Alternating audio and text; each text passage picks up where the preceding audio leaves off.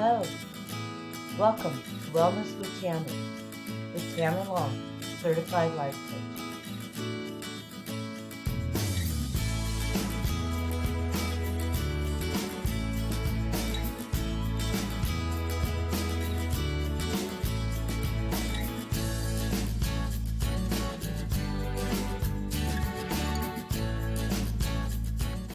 Hello. How many times have you heard someone say, "We're not speaking"? Have you ever decided you are not speaking with someone because you were mad at them? Has this ever happened to you? The silent treatment is a common response to conflict and is an often overlooked form of abuse. It can include anything from ignoring communications to refusing face-to-face communications. It is always used to inflict pain. It is a form of social ostracization, and it involves refusing to communicate with someone who is willing to communicate. So why do we do this? It can be used as a way to avoid dealing with an uncomfortable situation directly, or to punish someone by withholding communication. It can be because of feeling overwhelmed by feelings that they cannot or won't deal with, and maybe using the silent treatment to completely ignore and disregard the topic altogether. So, how is this a form of abuse? Well, it is manipulative. It is an attempt to control another's behavior. It is a threat to a person's self-esteem. It creates isolation, which can lead to depression, and it causes physical reactions and side effects. The silent treatment stimulates the area in the brain that registers pain. People not only feel emotional pain, but also physical pain. If it is done repeatedly by someone who is important to them, this can lead to damaging side effects, including weight loss, rising blood pressure, and sleep disturbances. When someone receives the silent treatment, they generally perceive it as a form of rejection.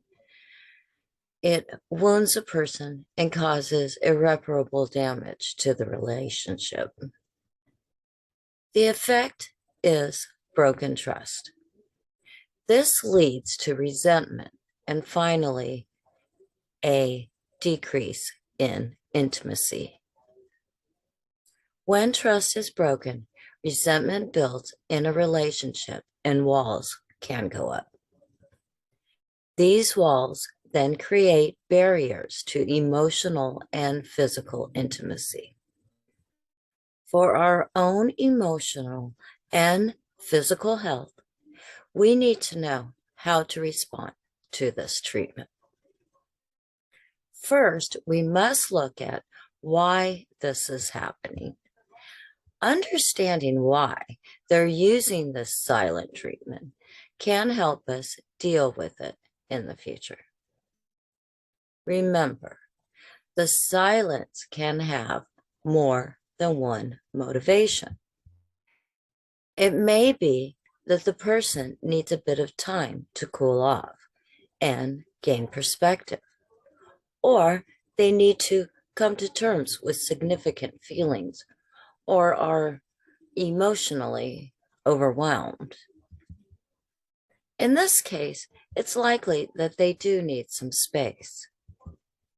Or It could be that the person doesn't have the tools to respond differently, or it is causing a triggering of strong feelings. It may be that they don't know what else to do, so they go quiet. It can also be a passive aggressive response to avoid directly communicating how hurt they feel. It is important to understand about the rules of engagement. Boundaries are necessary, and they will help both sides understand what behavior is acceptable and which ones are not. For example, difficult communicating time and space may be acceptable, but punitive or manipulative silence is abusive and may be a hard limit. What you should do or not do when being given the silent treatment is try to show them how it feels. This only reinforces the negative behavior. Don't escalate. Try not to allow yourself to lose control of your emotions. Do not get overly angry or chase after them, trying to get them to re-engage with you. And don't always assume responsibility. Needless apologizing or always making the first move toward reconciliation can sometimes reinforce its use. It should be noted there are differences between the silent treatment and estrangement. Let's quickly focus on these differences. The silent treatment is something that is done to somebody. It is used as punishment. Estrangement happens when one person pulls away from another in order to protect themselves from experiencing harm. The aim of the silent treatment is to shame, punish, or warn someone that they have crossed the line. Once a treatment has had its intended effect, it comes to an end. The pain of the experience is intense, but it is only temporarily felt. Therefore, it is more manageable, although unpleasant. Estrangement, on the other hand, is a sign that one or both of the persons has given up on the other, at least for the time being. We would like the other person to change in some way, but we don't think that they're willing or capable of it. So we resolve to keep our distance to maintain our peace of mind. The purpose of estrangement is self-protection, and that purpose is ongoing as long as the target appears not to want to change their behavior. The pain is intense. It is potentially an ache without a cure. Eventual relief is hoped for, but not a given.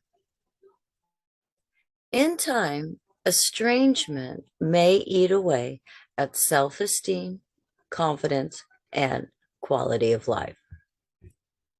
Both the silent treatment and estrangement can leave a person feeling powerless and resentful.